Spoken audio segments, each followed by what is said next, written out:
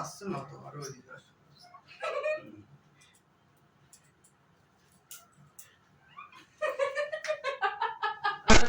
দেখা যাচ্ছে না।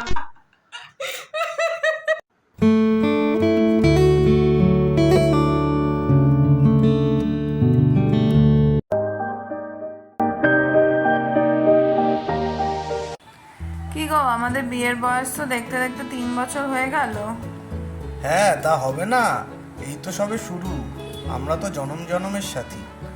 জনম জনম না ছাই, তোমার সঙ্গে এই 3 বছর কাটানো কতটা কষ্টকর সেটা শুধু আমিই জানি। আরে ধুর, ওসব বাদ দাও তো। আমাদের এই 3 বছরের সেলিব্রেশনটা কিন্তু দারুণ হয়েছে। তা তো বটেই, কিন্তু প্ল্যানিংটা কে করেছিল শুনি? সে তো তুমিই করবে। আমার জীবনের চাবিকাঠি তো তোমার হাতেই দিয়ে রেখেছি, মহারানীর যা হোক। নাটক। তবে আমাদের মিডনাইট সেলিব্রেশনটা কিন্তু সত্যিই খুব সুন্দর ছিল। বিয়ের ভিডিও দেখতে দেখতে কেক কাটা, আর তারপর আমার ননদিনী নন্দা এর ছোট্ট তোজোর সারপ্রাইজ এন্ট্রি। হ্যাঁ, আর তোমার সেই ডান্স ট্রানজিশন করার ইচ্ছা, যেটা তোমার দ্বারা হচ্ছিলই না। কি বললে, আমি নাচ পারি না? আরে বাবা, আমি আবার সেটা কখন বললাম? তুমি তো দারুণ করেছিলে, তাই তো ভিডিওটা এত সুন্দর হলো। সব তো আমাকেই বলে দিতে হয়, এটা করো ওটা করো। আরে ওই করতে করতেই সকালবেলা মন্দির যেতে লেট হয়ে গেল। এক্সকিউজ মি, তোমার মনে নেই তুমি সকালবেলা উঠে আবার কাজ করতে বসেছিলে? আমি তো রেডি হয়েই গেছিলাম। ও আচ্ছা আচ্ছা, আমারই ভুল।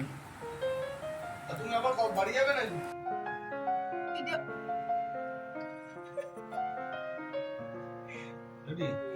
হ্যাঁ ঠিক আছে।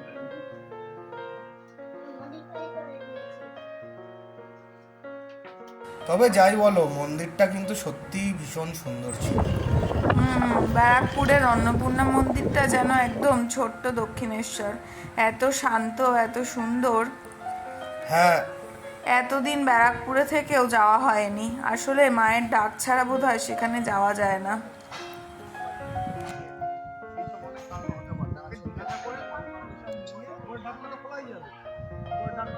তবে একটা আফসোস রয়ে গেল। কি? গঙ্গার ধারে যাওয়াই হলো না। ওই রোদে খালি পায়ে হাঁটতে হাঁটতে আমার তো অবস্থাই খারাপ। সত্যি গরমটা যা পড়েছিল। তবে শীতকালে কিন্তু আবার যাব। সেটা তো যেতেই হবে।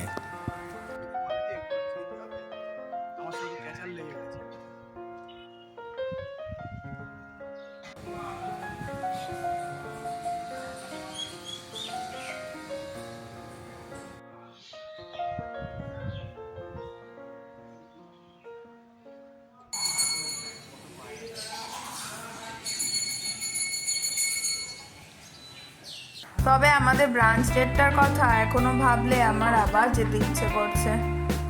সত্যি, পুজো দিয়ে ফেরার সময় এত ক্লান্ত লাগছিল,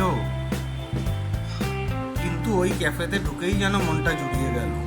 আমি তো ওই ডাব মহিতোটার কথা ভুলতেই পারছি না, এত রিফ্রেশিং ছিল।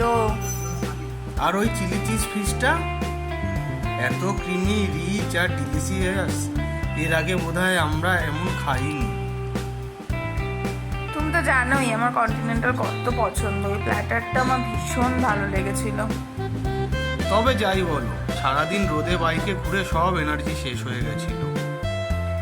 তাও তো রাতে আবার মাটন খেতে বেরিয়েছিলাম। আর এত গল্প আর আড্ডায় মেতেছিলাম যে ছবি ভিডিও তুলতেই ভুলে গেছিলাম।